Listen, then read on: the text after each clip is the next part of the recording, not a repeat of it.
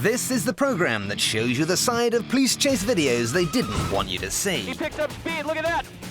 Bungled arrests, kamikaze crooks, and cop-based carnage of all kinds.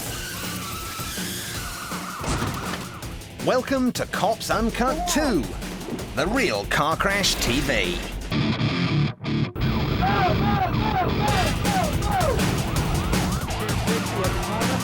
On my way.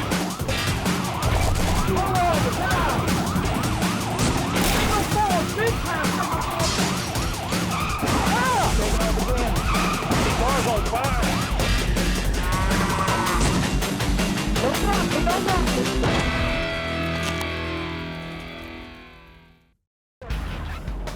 Coming up,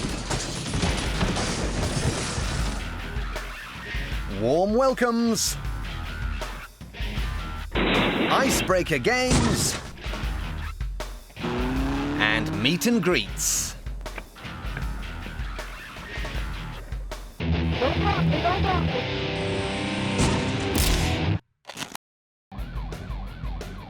It's been said that there's nothing more dangerous than a resourceful idiot, and that certainly seems like an apt description of this driver.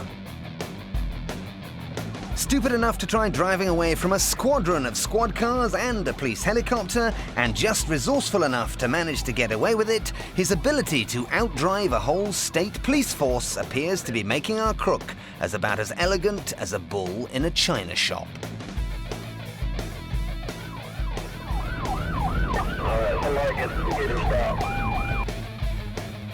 This deputy has seen one too many westerns and decides to head him off at the pass. But logic has really left the building as far as our pickup driving perpetrator is concerned. Westbound in the eastbound lane. Westbound in the eastbound lane.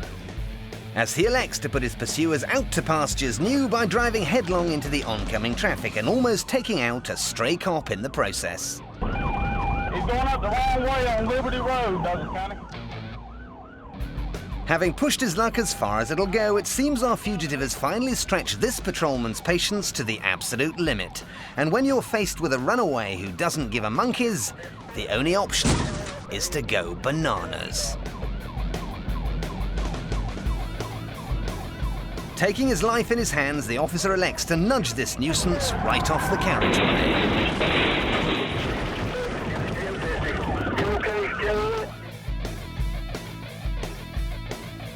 With one perfectly timed push, it's roll over Beethoven, and this symphony of insane driving is in its final movement, thanks to one hero cop retaining his composure. Right here at Liberty Road. And it can't be easy to stay level-headed when you've been driven to distraction, seen one of your colleagues almost get clipped, and executed a perfect maneuver, only to wind up covered in more mud than a rhinoceros at a rock festival.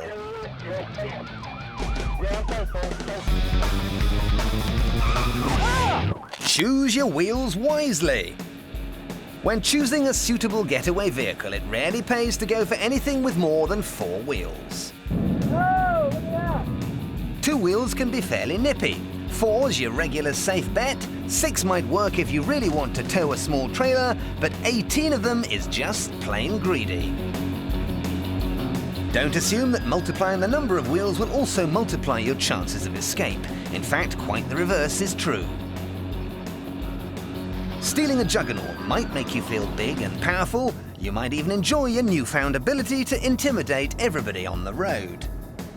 But the fact is that driving a semi-articulated truck isn't a skill you can pick up 5 minutes after nicking one.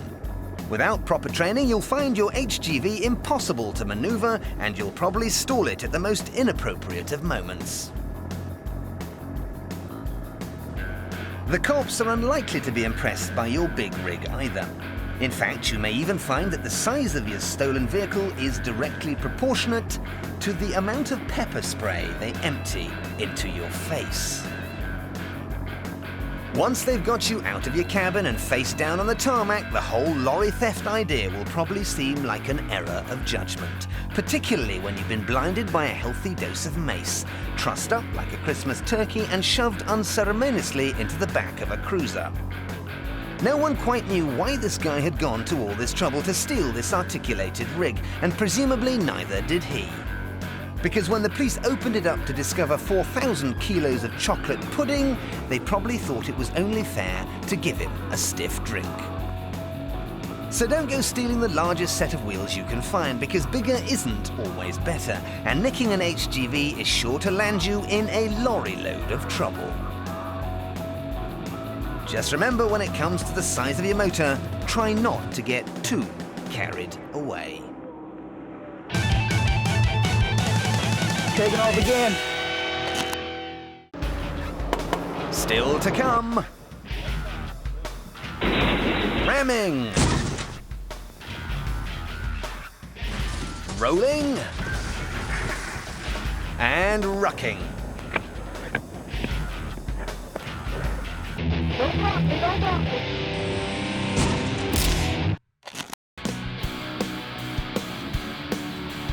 It's a familiar scene. The cop has made a stop by the side of a highway. Ordinarily, we'd expect the vehicle to drive off or a car to smash into the cop from the roadside. But tonight, things are going to be different. No one saw this coming, least of all the cop. He can hardly believe it, and neither can we. So let's take a look at that again.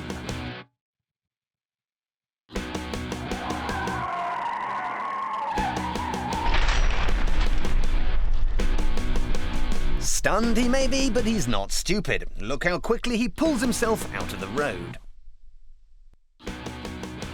Now take a look at the driver of the original vehicle, who appears to make a leisurely bid for freedom. He may have taken a pounding, but our fat trooper will have to put his concussion on hold to stop this piece of highway slapstick turning into the great escape. Taking off again. The driver of the car you've just seen pulling away is no ordinary bank robber. He's a particularly unlucky one. The reason these cops know they're chasing the right man is because he backed his getaway car up so close to the bank's window that the staff made a note of the number plate. He's not just a rubbish robber, he's a dreadful driver too. Look at the way he pulls straight into the path of the oncoming traffic. And as this rear-ended felon is forced to try and escape on foot, hopefully his legs will do him better than his car did. Then at least he can hold on to the knowledge that he really did give them a run for the money.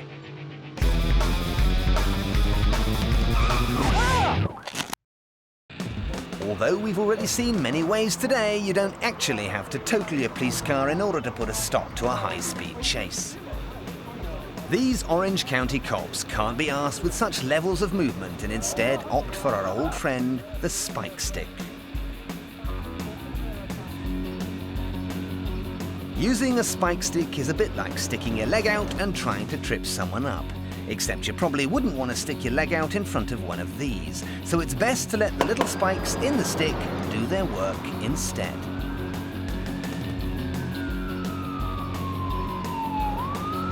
With the hard work done, it's time for the troopers to go and examine their handiwork.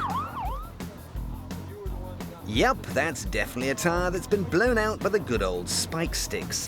While that's definitely a shirt and hairstyle combo that needs taking off the roads. And there you have the spike stick in a nutshell. Once it's been popped onto the ground, the police can simply peg it back and wait to take in the fireworks and the loud shirts. Beautiful.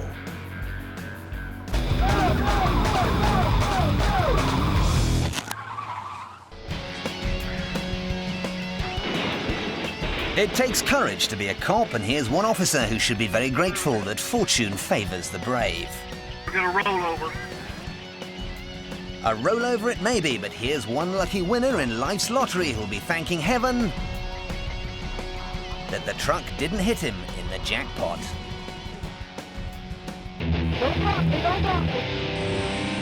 Drunk test dummies. Too drunk to stand up and not afraid to admit it. Drunker than a skunk, and I ain't hurting nobody. All right, I'm asking you to take a couple tests for me. If ever a suspect didn't need a sobriety test, then surely it's this man. If you're drunk, what are you out here driving that truck around out here in this field? I didn't do nothing wrong. It's a compelling defense, but the officer seems insistent on a common sense explanation. What are you doing driving a truck in that condition? In time, a bond begins to form between the two of them. In case you fall down, I don't want you. I'm gonna catch. Oh, thanks, man. That's more than catfish would do. Ordinarily, this officer's a stickler for tradition, but in view of their blossoming friendship, he offers the rat-arsed redneck one final chance to pretend that he might be anywhere near sober. Hang on to that. You been drinking? Well, kind of obvious. No. Yeah, you're right. With several verbal confessions and enough footage of the suspect clowning around to get him a job at the circus, the cop knows he can put his pickled prisoner in jail for the night. And if there's any question over the sobriety test, he'll probably still be drunk enough to fail it again in the morning. Taking off again. Still to come. Some of the world's dumbest criminals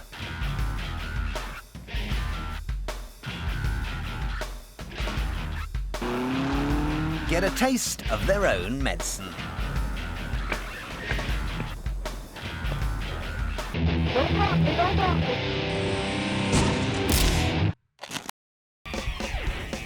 From the vantage point of this helicopter camera, we can see a tent, a campfire, and a selection of the most enormous policemen ever captured on video. No, it's not the Sheriff's Department annual barbecue, it's actually a potential crime scene that officers are investigating after reports of suspicious activity. But for reasons that aren't entirely clear, it seems that one of the suspects involved doesn't fancy sticking around. He makes a quick getaway in his 4x4, leaving the cops in a cloud of dust. Luckily, the police chopper is on hand to follow the fugitive as he pelts it off down the Texas desert highways. Soon, a long line of squad cars joins the fray.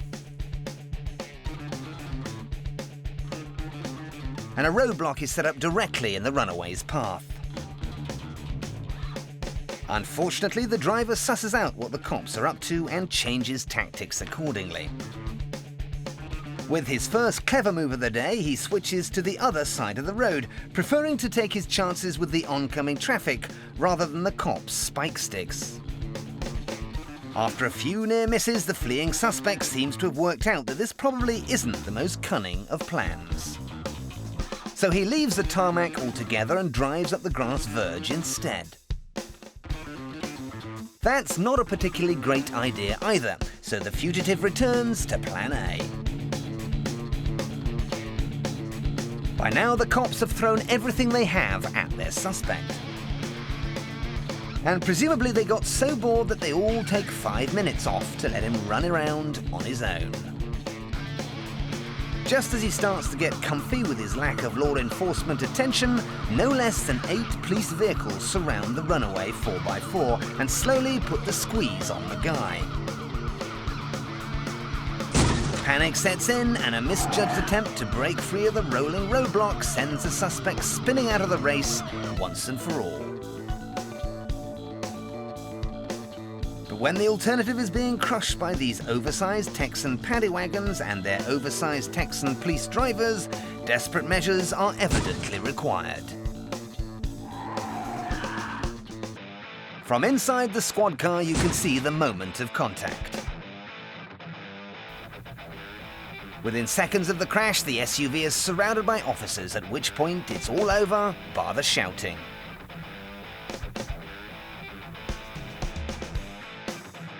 This suspect left the party in a hurry, only to end up as guest of honor at another event a little later. And thanks to moves like these, the cops have this unhappy camper pegged for a number of dangerous crimes. But we're still left wondering whatever was going on in that crook's tent.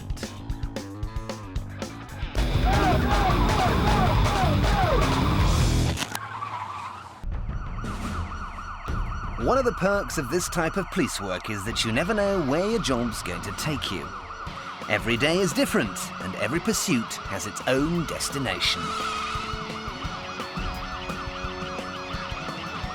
On and on the suspect goes. Where he stops, nobody knows. It could be a cornfield, a crack house, or a cottage in the country. Or, as in this case, it might lead to an impromptu tour of some suburban backyards. And a distinct lack of law and order on these neatly manicured front lawns. Finally cornered in a cul-de-sac, the felon really came unstuck when he claimed he was a real estate agent who just wanted to show the police around some properties. But these cops aren't buying anything without an appointment to view, and are about to make their opinions on gazumping painfully clear.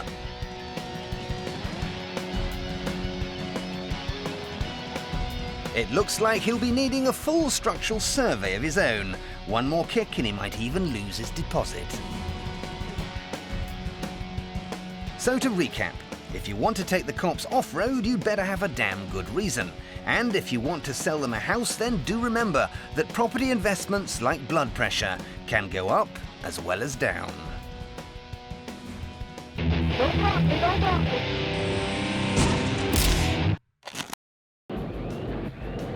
All highway patrolmen are experts in road safety. All right, so I want you to take a deep breath, blow through the tube until I tell you to stop. But while they're pulling over drunks to keep the roads safe for other drivers, Right there, just a minute. How you doing? their own well-being sometimes takes a back seat. Sir, I ask you to wait right here. Okay. Okay. Oh, man. You okay? No. With hugely painful consequences. You okay? No. As if being hit by speeding traffic wasn't bad enough, Go get on the radio and call for help. On the radio? Yeah. Send an ambulance, Atlanta. Send an ambulance. the only people the injured officer can turn to for assistance are the two drunks he pulled over in the first place. There's a blanket in the front floorboard of my car. It's yellow.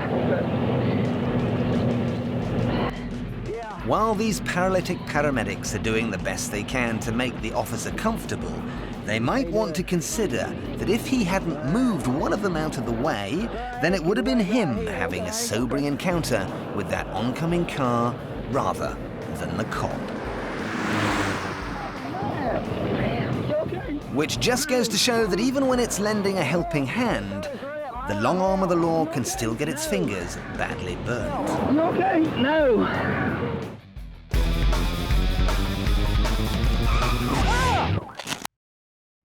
Good police work is all about anticipating the unexpected. Not the everyday stuff like flagging down a car that then drives off again, but something really unusual. Pickup truck just took off. Looks like a domestic. The guy's trying to keep the woman in the truck. Like the driver of this runaway pickup attacking his wife with a wrench before hitting himself over the head with it, and then bizarrely throwing a doll out of the car. I got them fighting in the truck, but they're not pulling over. It looks like this relationship has gone off the rails just as their truck is about to head off the road. We're stopped. The officer runs over to assess the situation. And after a moment's consideration, decides that the best place for the driver is on the ground, where he's got more room to adopt a hands-on approach to the problem. Once the suspect has been given the opportunity to calm down, he's in a better position to help the officer with his inquiries. What's your problem today, guy? Oh, like you're shooting at me. Well, that happens. Well, how many times do you hit yourself? I don't know, about 10 times. Okay. If he hit himself 10 times, then he probably thinks the officer has let him off lightly. Boy. Knock it off. All right. Hey, listen. Okay. You're under arrest. Okay, I know. Knock it off. All right. And now that he's in the hands of the professionals, even if there is something still bothering him, he won't have to keep beating himself up about it. Taking off again.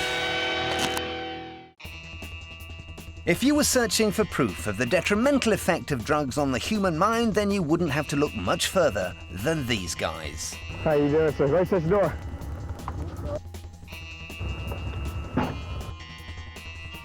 Having set out on a road trip with a car full of pharmaceuticals and a busted taillight, they open the bidding with some barefaced lies. Is there any marijuana in the car? No, sir. No marijuana in the car? No, sir. I smell marijuana. No, sir. There's not any marijuana in the car. Was there some marijuana in there earlier?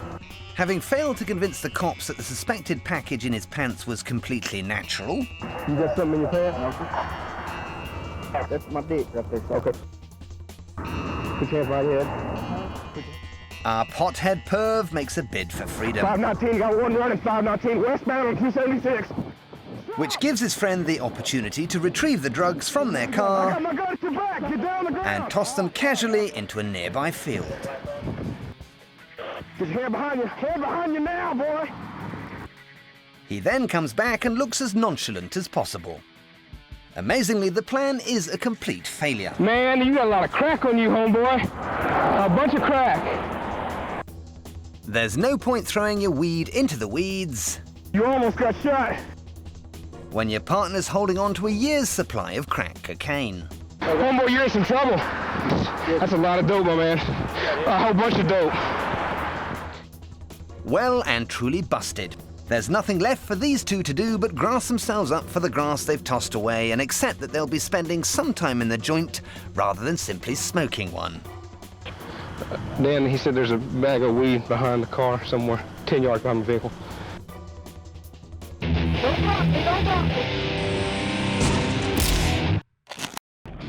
Sadly, once again, we've come to the end, so let's treat ourselves once more to today's pleasures.